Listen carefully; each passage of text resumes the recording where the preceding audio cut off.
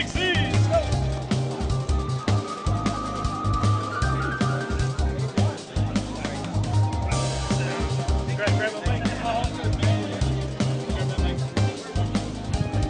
Hello.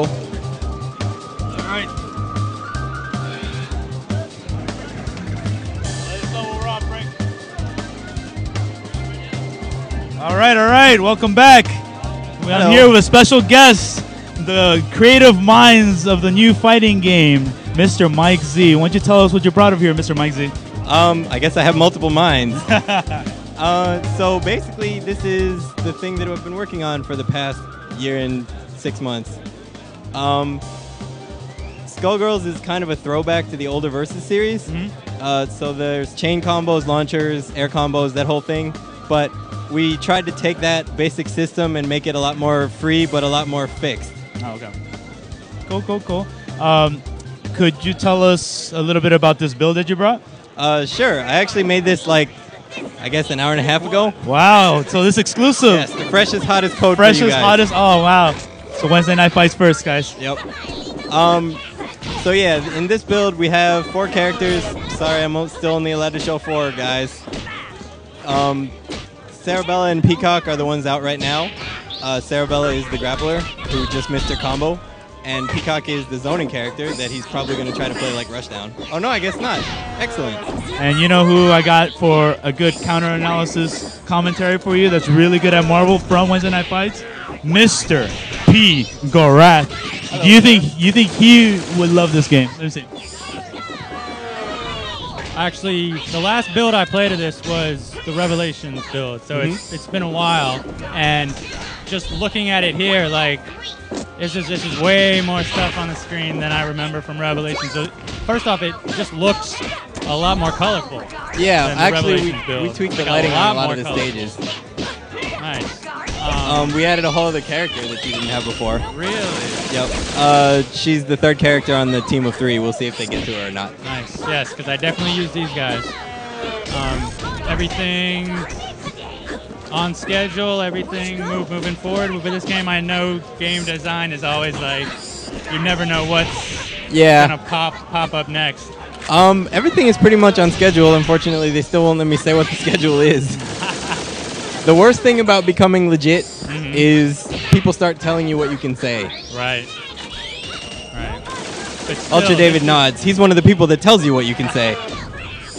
But just to have playable builds at basically all the major and mini-major, fighting game events, that's kind of a huge community outreach that's happened so far. Where you kind of the man pushing that, or is that from your people who won't let you talk about stuff? No, I am usually the person pushing it, and I'm usually the person bringing it. Oh yeah. Basically, my whole philosophy is, if you don't have people playing it from day one, then you won't know what you should be doing. You won't know what people find fun. I mean, we've had a playable build with 1 character for 2 years. So even while we were pitching the game, we had a playable demo, and everybody was kind of... This is the new character. We'll see if he knows how to play her. I doubt it. So Sarabella is the Grappler, which means if you don't know how to play, she's pretty much going to wreck you, as seen here.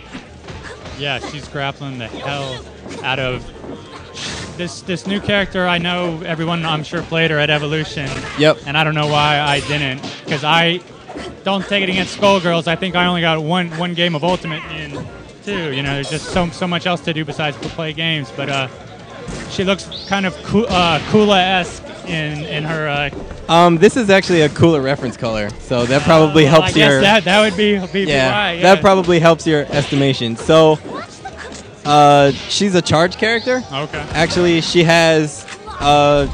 She can basically place tiers, which are like traps. So if you do, it's a pity the people playing can't hear me, but if you do quarter circle back and kick, you throw one, and it's kind of like Cable's grenade. You hold the button down and you let it go, and that's where it places. Nice. And when it's on screen, nothing can get rid of it except for hitting you, and it'll go off after about 1.5 seconds, or you can manually set it off. You can also shoot them with charge back forward punch, which fires like a sonic boom type shot, and then when it touches the other person, it actually sets a trap there. Oh. So she's one of the characters that requires work. but you know, for your first couple of games, you're probably not going to be able to get very far. Well, I mean, against this Grappler, all those traps, I'm sure present a problem. Yeah. Just curious, because I am a Marvel player, and I'm sure you keep up with just all the new fighting games that come out. SkullGirls also uses the 3 life bars. What do you think of Ultimate's redesigned life bar system, and did you guys struggle with where to put the life bars, how big to make them, and all that stuff, since there are 3? Well, actually, so before I answer that question, I may as well say, the thing about SkullGirls is you can actually choose 1, 2, or 3 people on your team, and the fewer people you choose, the stronger they are and the more life you have. Right.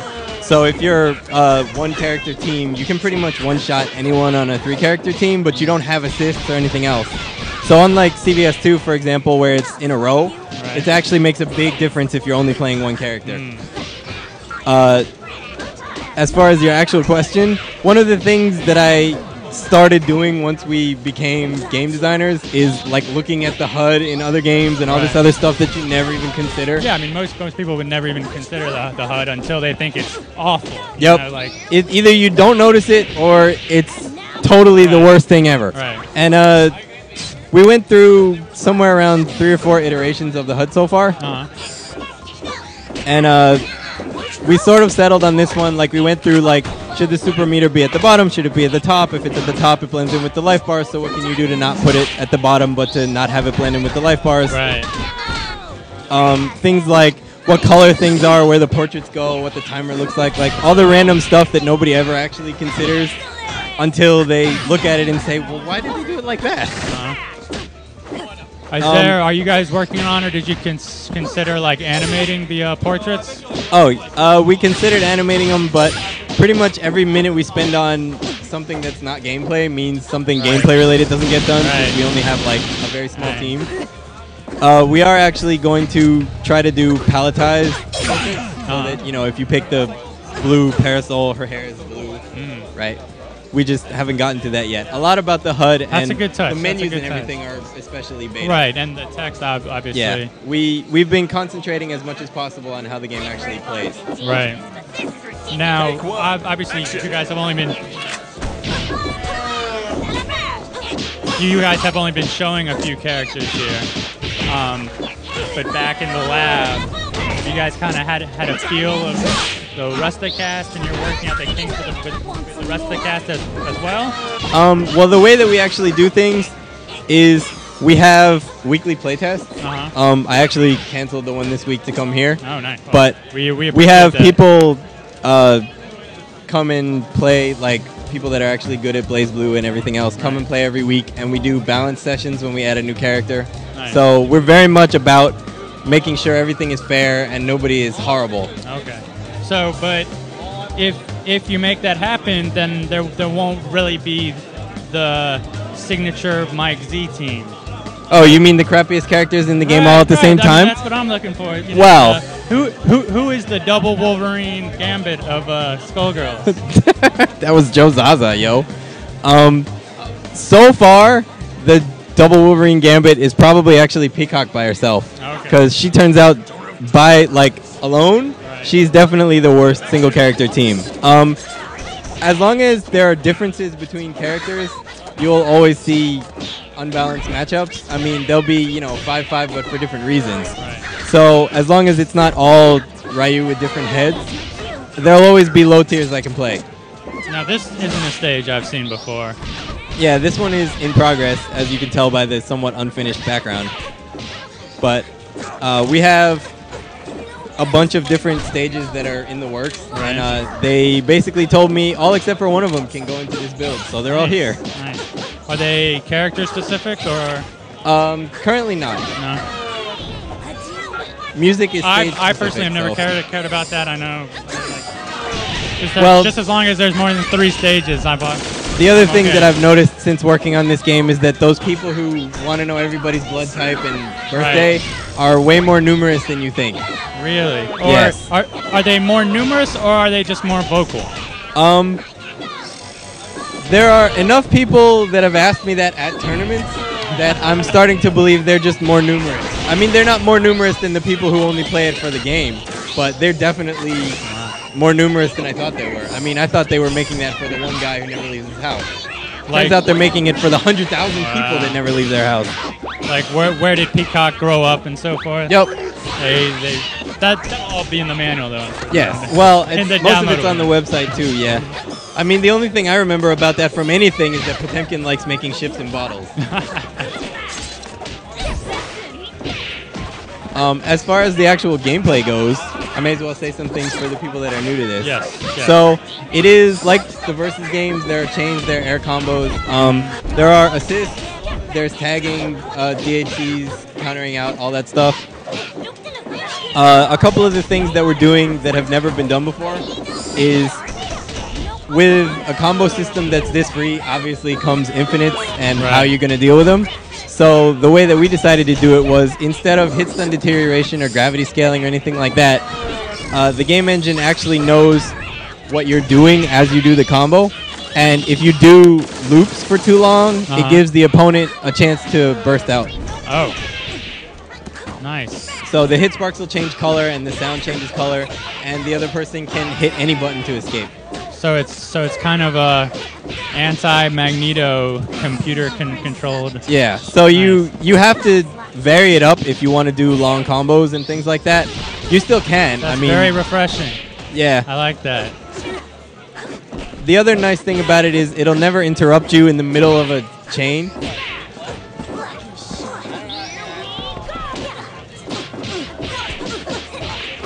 Well, I mean, but you can't chain forever. So no, fine. but you can't chain forever. So if you start a chain series into a special, into a super or whatever, as long as the first hit of it was valid, it won't allow them to escape that chain, but it might decide on the next chain that you're doing something that you've done before. Right. And so it doesn't automatically make them escape. They still have to hit a button. So both of you know that it's going to be coming. It doesn't stop you from doing damage or anything like that. Right. One of the nice things about having this system is we've actually... It allows us to not have to change anything else about the game. Like, for example, we don't have to find out that a character has an infinite and then change the character so they don't have it anymore. Right. We don't have to add flying screen or a number of knockdown rule or anything like that to prevent infinite combos.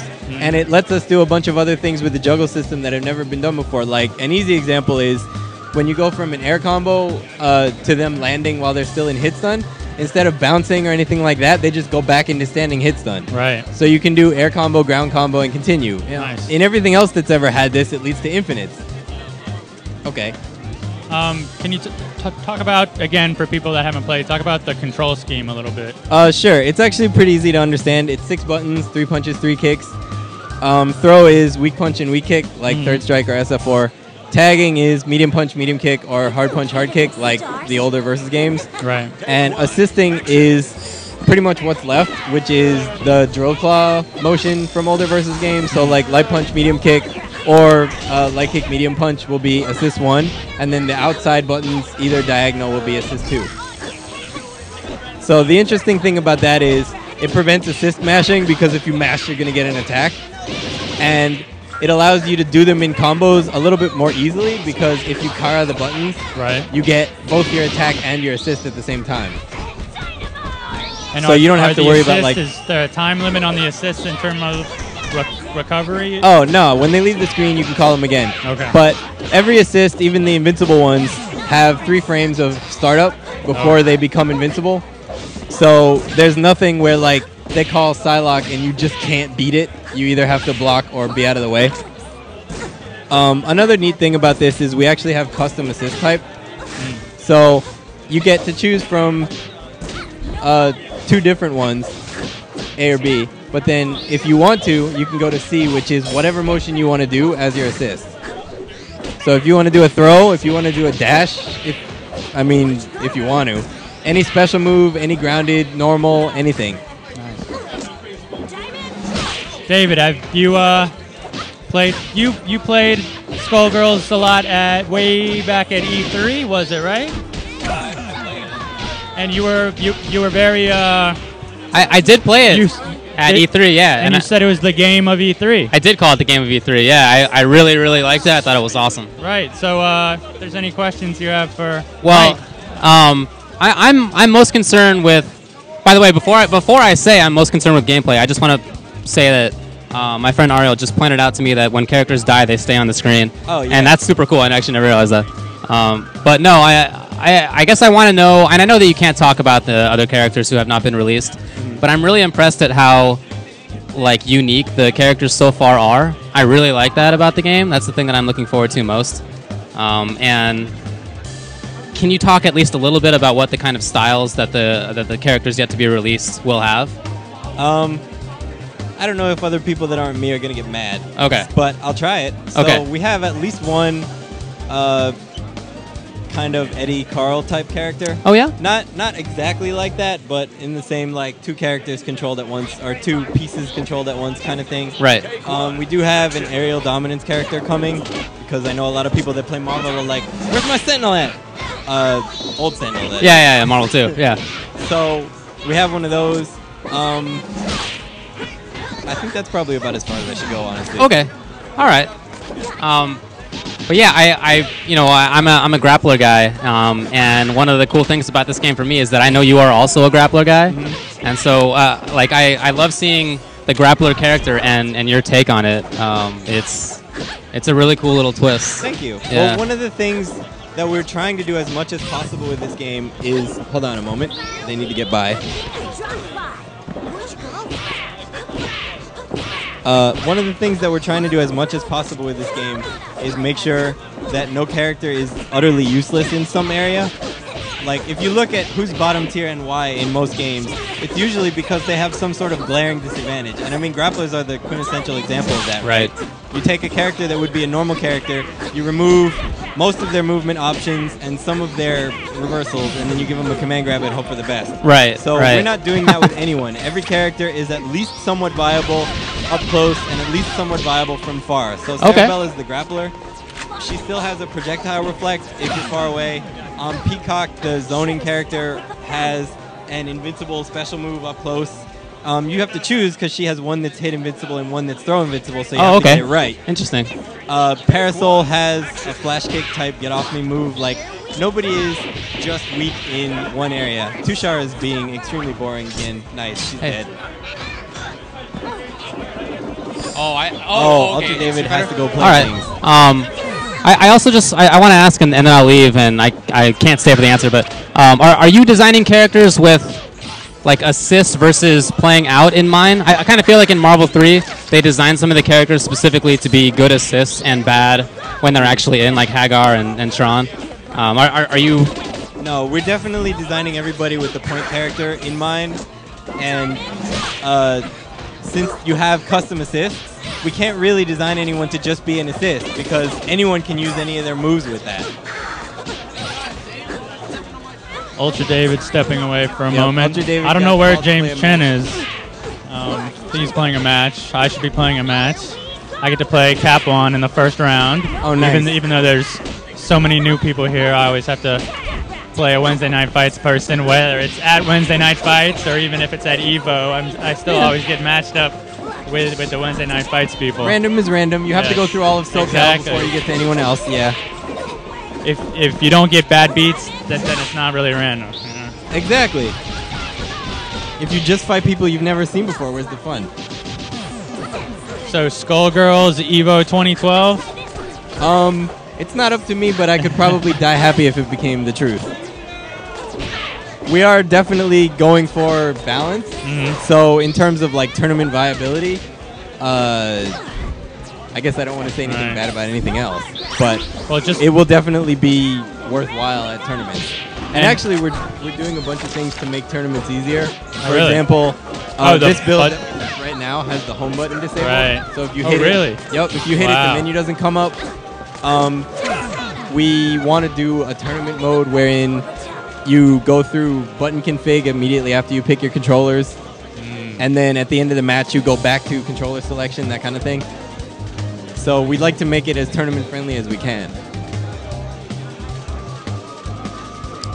Yeah, that would, on the one hand, that would save a lot of time, and on the other hand, I can still see people going in and testing out their buttons 4 times just to make sure, because that's how some people are. You'd be surprised. Actually, if you go to like non-Capcom stuff, like Guilty Gear and BlazBlue, there pretty much is no button test. Really? You go to button config, you configure them, and then you play the match. Wow. There's no like, start your match, make sure you pick a character that you're not really going to play, and then make sure you pick a character that you know what their normals look like, and go through and choose your buttons. Right.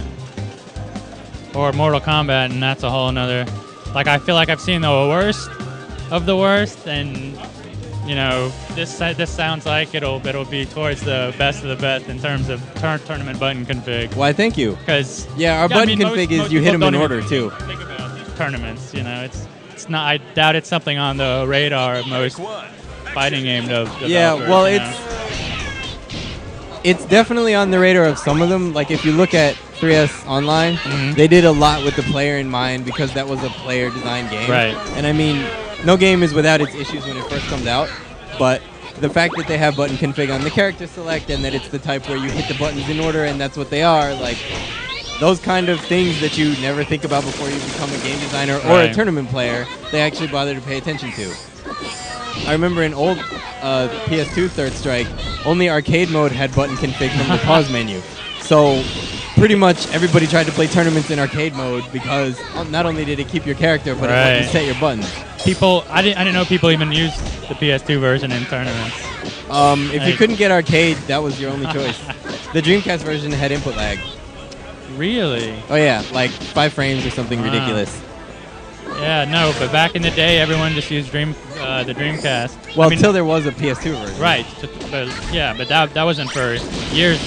Well, like I guess if you imported it, you got it early. But the anniversary edition through Third Strike was years after the game was out.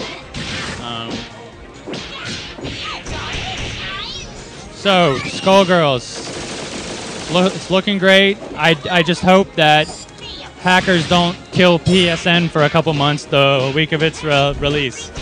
We'll see. And that would be kind of nice. Goes to a early grave like Arcana Heart 3. I remember I came back and there was like 50 pieces of Portal 2 DLC, and I was really surprised. You guys haven't seen, if there's no cameras going around here at Super Arcade, this place is packed. Yeah, and it's kind of nuts in here, actually. And it is nuts. I've actually been coming up here a couple of times a week just because there's good comp just on the off days with Clockwork and Combo Fiend and people.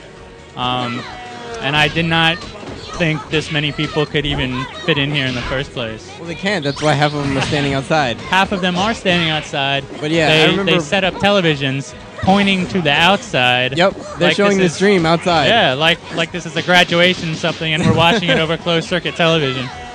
I remember back when this place was not run by Mike Watson yet. Right. And like, there was comp a long time ago, but then it was dingy and it was dark. And I came here after everybody said, "Dude, Watson Arcade is the place to be." Right. And it was like the windows were open and the place was mostly clean. It was really right. I mean, it was insane. always kind of known as like the ugly stepkid of Arcade Infinity or something, right?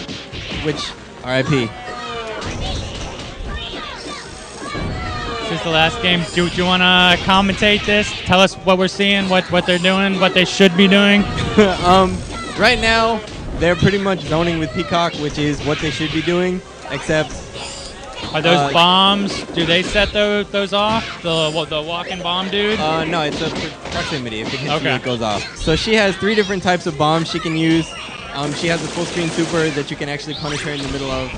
That's a super cancel. Like a DHC? DHC to something that didn't work.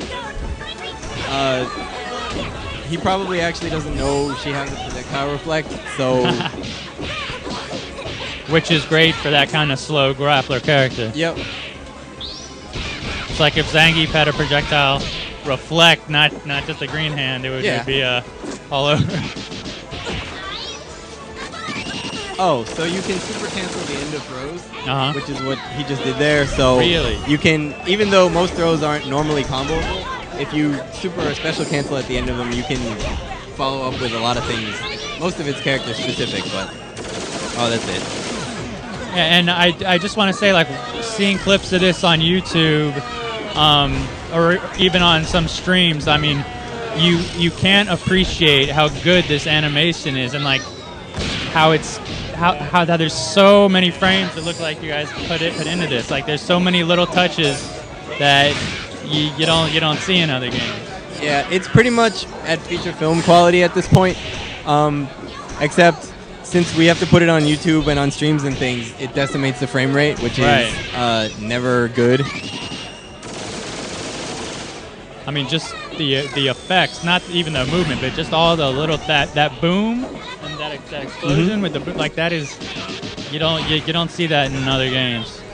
Yeah, we actually have a full team of animators and cleanup artists, like Disney used to do before they moved completely to 3D animation. Like I feel like games like Guilty Gear and BlazBlue kind of throw a lot of flashes on the screen and a lot of crazy colors at you and strobe you to kind of hide, you know, their graphics a little bit. Versus this is much more. You're seeing the real stuff, kind of like an old Disney movie versus a Pixar movie. Yeah, we tried to not be as about effects as much as possible. Hey, and there's us again. All right, well that's right. That was the last SkullGirls. game. If there's anything you want to say to take us out of here, I have to play my match. Sure. I encourage everybody to give it a try whenever I happen to bring it somewhere where you are. Nice.